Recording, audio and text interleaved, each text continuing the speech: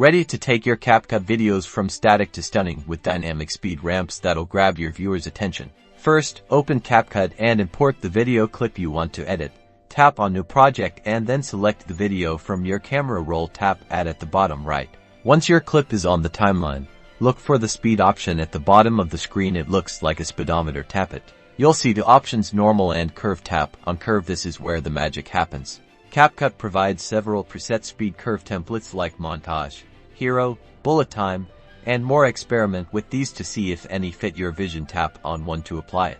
For full creative control, tap custom. You'll see a graph with several points or nodes. Drag these nodes up to increase speed or down to decrease it at specific moments in your clip. Each node represents a point in time in your video clip.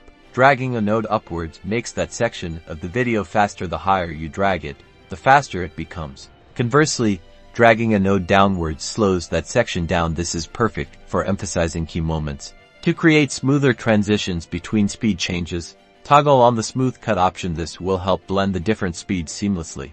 Tap the play button to preview your speed ramp. Adjust the nodes until you achieve the desired effect. Don't be afraid to experiment. Once you're happy with your speed ramp, tap the export button in the top right corner. Choose your desired resolution and frame rate. Then, tap export and your video with its awesome new speed ramp will be saved to your device.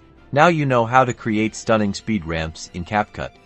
Like this video if you found it helpful, subscribe for more Capcut tutorials, and check out our other videos to level up your video editing skills.